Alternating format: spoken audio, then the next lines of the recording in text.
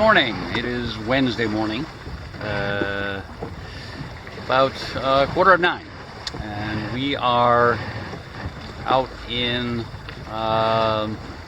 Rhode Island Sound, the chart calls it, off Newport and the shipping channel. We got one inbound tug and barge that passed us already this morning. I don't know if we're going to see any more traffic in and out of Narragansett Bay. Anyway, I think this is the first time that it's been calm enough that I felt I could record outside, not in the cabin, because the winds are pretty light, 5 to 10, I'm going to say. Now the forecast, even as of this morning, early, continues to be for 10 to 15, there it was, with gusts to 20. But we're not seeing that now, anyway. And, well, we'll have to keep an eye on it. So we've got both Maine and Genoa out fully. We're not so brave as to put out the UPS. And we're making pretty good time as it is. Our destination, by the way, is Cuttyhunk. And that's another 25-mile trip. So we'd like to make it there pretty early because it's supposed to rain late afternoon, evening, something like that. And we're going to try to get into the inner harbor on Cuttyhunk, which, based on everything I read in Act Captain, should be possible, especially this time of year, to anchor around the edges there. Anyway, oh, and there wasn't supposed to be any sun today, but as you can tell, there is some, which is good because we need some electrons in the batteries. We got no solar energy yesterday at all, I'm pretty sure, or next to nothing anyway. So as of this morning, our battery was down to about 65%. So we need to charge that up some. We're getting dangerously close to the cutoff point. Of course, we could run the engine some, but that is helpful around the margins. We would, if we had to. Anyway, I'll report in occasionally as we make progress.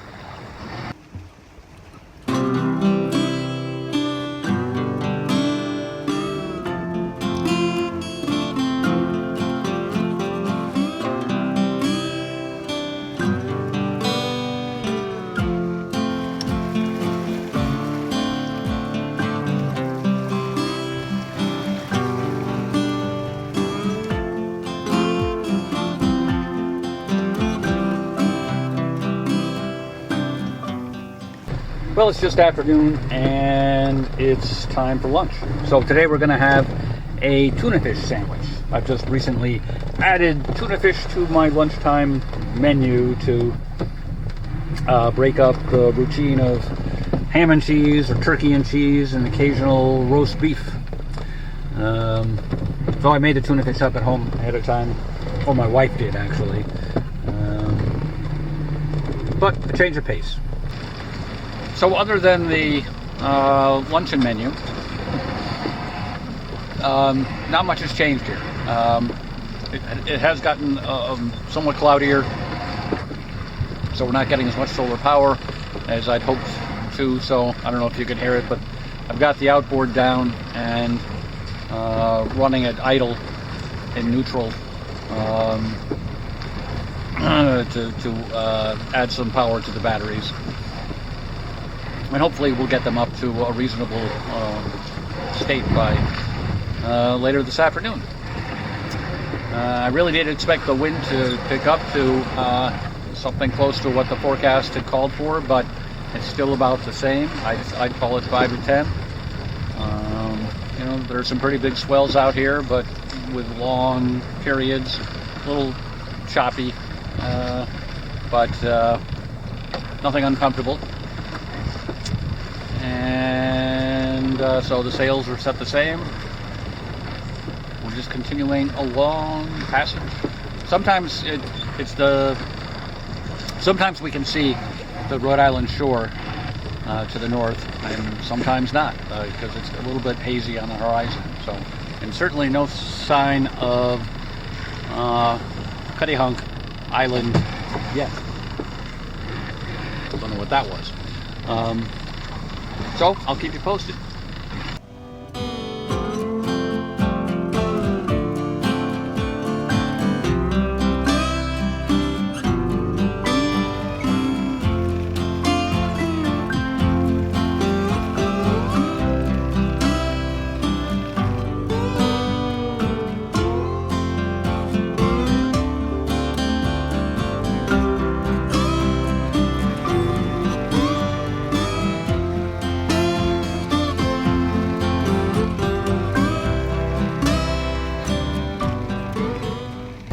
It's about 20 minutes after 2 now. A few things happened in kind of a hurry. Well, it started off leisurely. The wind kind of died a little, and I decided I was going to put up the UPS.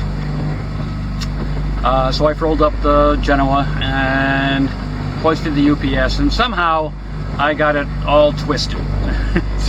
I don't know what I did. But it took me quite a while to unwrap that. And then we were okay for a few minutes. And then I saw that I was in the middle of the shipping channel, and a big tug and barge were headed pretty much right for me. So I had to shift the UPS off the whisker pole to the other side so I could go on a different bearing that would get me out of the shipping channel as quickly as possible.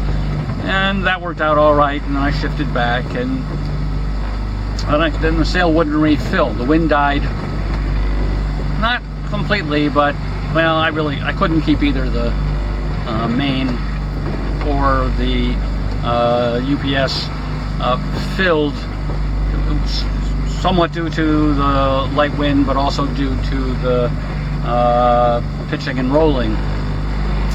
So I pulled them both down, furled the main, and pulled down the UPS, and now we're motoring. We're still 2.5 miles from the entrance buoy to the Cuttyhunk outer harbor area, and so it'll be a little while still with the motor on.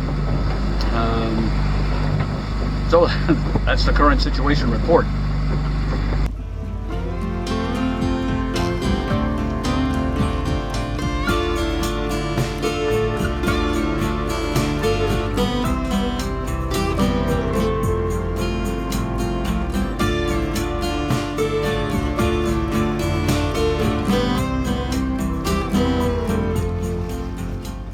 Well, we are anchored in Cuttyhunk Inner Harbor. It's about 5 minutes of 4 now. We dropped the hook at about 20 of. So we've got the essential chores done. I'll do a look around in the harbor. I'm sure in better weather it's prettier. Not that it's ugly now, but it's kind of indistinct. The lighting is bad, and it's hazy. But what the heck? This is the only chance I'm going to have to show you Cuttyhunk Harbor, at least this year.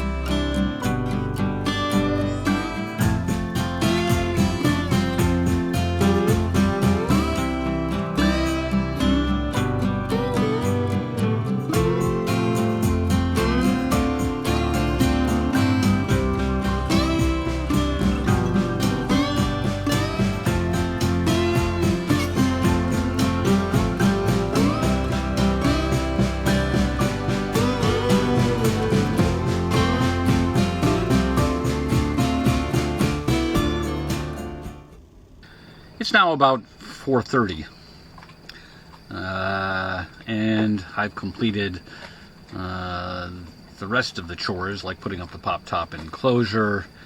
And the weather forecast for tonight has pretty strong winds, so I rigged the Fortress anchor as an emergency anchor, which hopefully we will not need. And during the time I was setting up the pop top enclosure, about quarter after, say, the wind changed. So when I took the panorama shot, the wind was coming from the southwest, so that was the direction the boat was pointed at that time. And the air has been fairly damp. You would describe it as dank, I think, for most of the afternoon. And I was rigging up the pop top enclosure and tying off halyards, and I said, gee, the air feels different. It feels drier. And I looked around and I noticed the boat was pointed in an entirely different direction. And so it's northeast now. The forecast did have the wind changing at some point overnight from southwest to northeast, but, well, I guess it's happened. So anyway, blah, blah, blah. I've been sitting here sipping on my beer, but before it gets too dim, I should show you the chart for today.